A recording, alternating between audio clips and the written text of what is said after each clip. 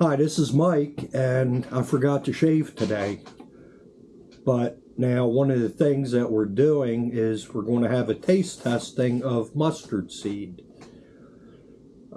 Everyone knows about the yellow mustard, and essentially there's about 4,200 varieties of mustard plants, which is part of the Brassica family. And that includes things such as broccoli, kale, Brussels sprouts, cabbage, radishes, and quite a few others. And one of the chemicals in mustard is called sinigrin, and when the mustard is crushed, an enzyme is released that creates a mustard oil that reacts with receptors on your tongue and in your nose, and that the receptors produce the heat and the sensation. And basically this is your plain, it's actually, we call it yellow mustard, but it actually comes from the white mustard seed. And we have brown mustard and black mustard, and what this is the powdered mustard. And we'll have some interesting reactions. I'm going to let you know what it smells and what it tastes like, just these alone. I have the recipe for New York deli style mustard, which also produces a brown mustard, and a recipe for Bavarian mustard, and one for Dusseldorf mustard, as well as 3 recipes for Dijon mustard, and 3 recipes for a Creole style mustard, which is a lot more complicated than Zatarain's, which is basically mustard seed, a stabilizing gum, and vinegar. For the French mustards, we're going to also have tastings on various sweeteners. The Bavarian mustard uses a sweetener that I purchased that's Mexican. One of the reasons for creating a type of sugar was by putting red hot pokers into the sugar and scraping it off. It's supposed to be, it's not brown sugar, and it's different than straight caramelization. So we're going to have various tastings on vinegars, on wines, but the start of prepared mustard, any type, is mustard seed. And we're going to first try the yellow, and I'm going to let you see everything. We're using a tablespoon so you can see it.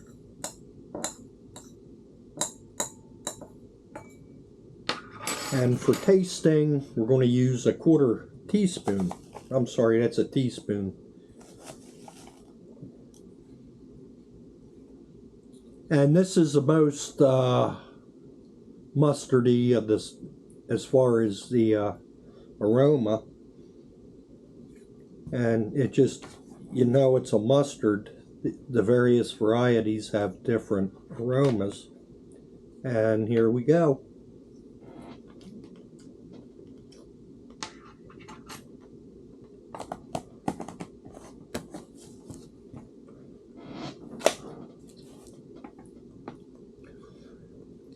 It actually starts off with the straw taste. More like a dry straw. And then as you chew it, the moisture helps activate that enzyme. And it starts getting hotter.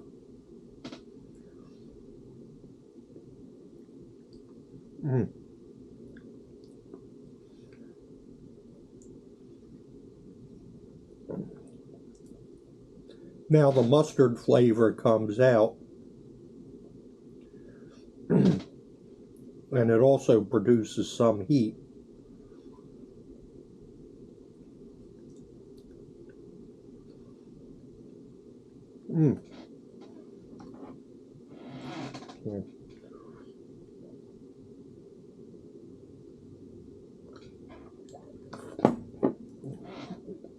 Now, one of the mustard seeds I trust the most is McCormick's, because I know the quality, their sourcing, and but a lot of recipes also call for Coleman's powdered mustard, and I believe it's the same thing for its consistency. Now we're going to take a sniffy whiff.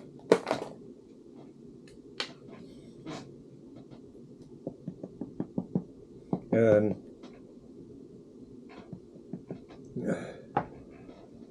since it's ground, believe it or not, I feel it has a seafood smell.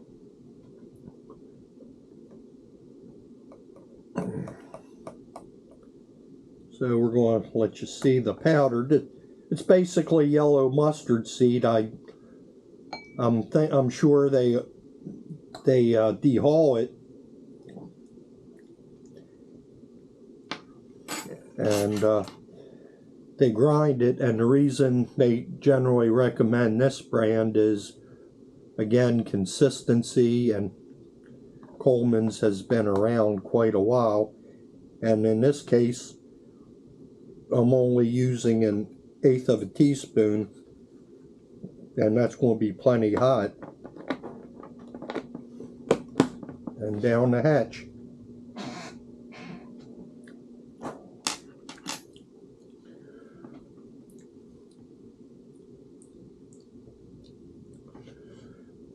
And since it's already ground, the mustard flavor develops very quickly, as does that heat. And the heat's not as potent as either Chinese or Japanese mustard, but it's there.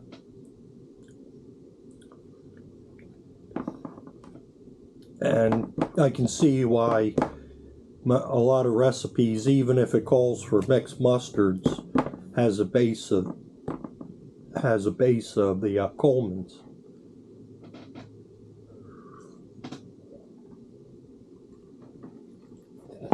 And one of the most common ones used for things like Dijon and your Creole mustards, as well as brown mustard, is just brown mustard seed.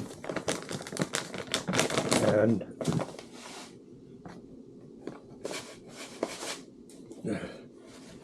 it has a very a more potent smell than just the yellow. It sort of has a more grassy, kind of a dirty smell, but also has some fruity and other plant-like attributes, such as spice bush is coming to mind. If you never had seen or tried spice bush, it's a little more peppery and less sweet smelling than sassafras root. And what? Oh, seeds are spilly, and you can see the seeds are brown.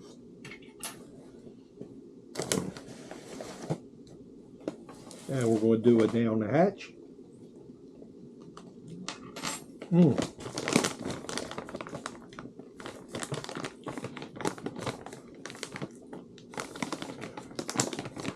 Much more pungent and flavorful than just the straight seeds. You not only get that mustard taste,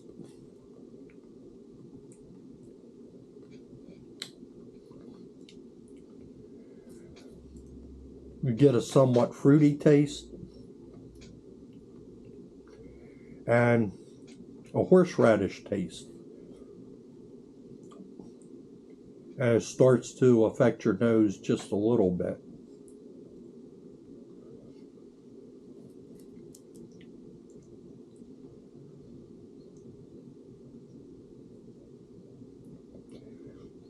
And the mustard part of that taste comes across a lot less sweeter than with the yellow mustard.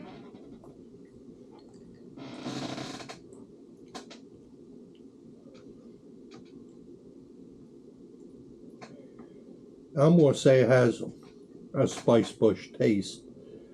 We never use spice bush for cooking, but we messed around with making little toothbrushes. And it does have an astringent quality to it as well.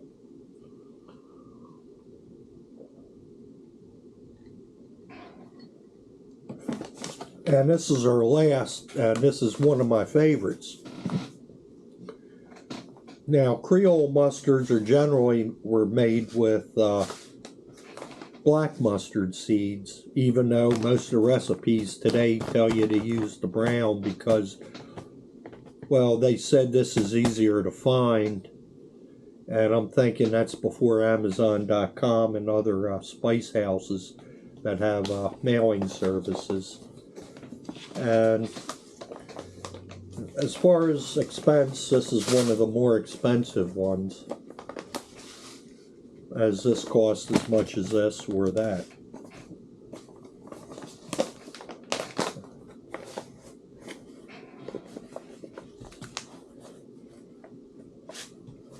And the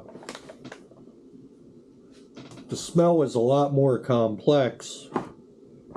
It has a, to me, kind of something cross between allspice, perhaps nutmeg.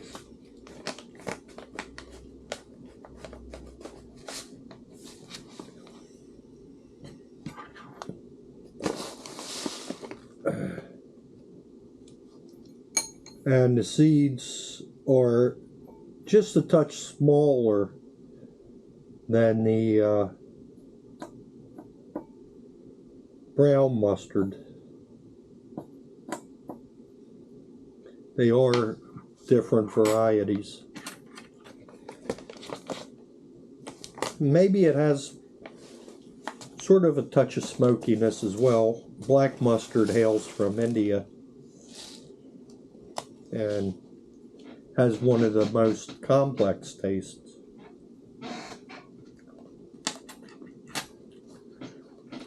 Right off the bat,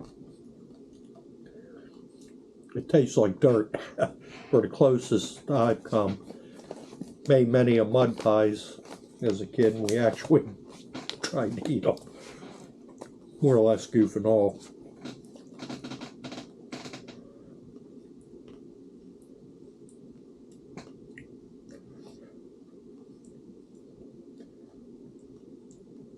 It actually has less of a mustard taste, and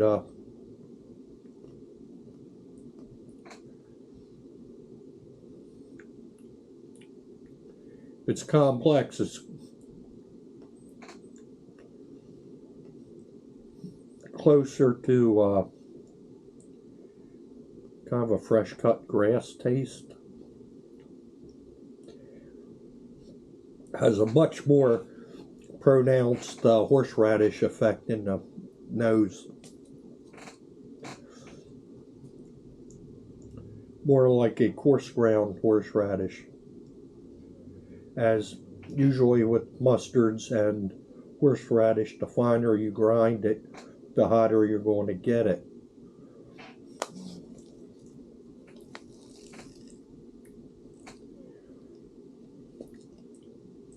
And it's hard to try to describe it.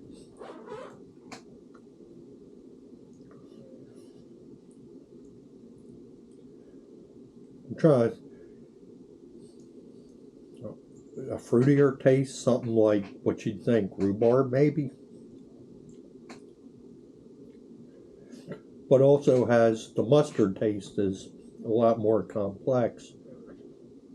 And it sort of has a grilled element like barbecue.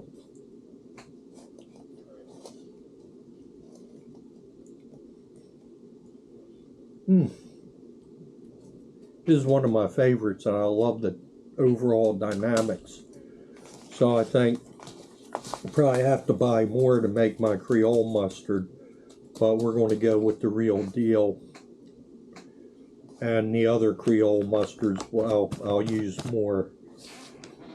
And one of the reasons I'm tasting it is so I can get an overall as to when I make a particular type of mustard, or even something like one of the Dijons,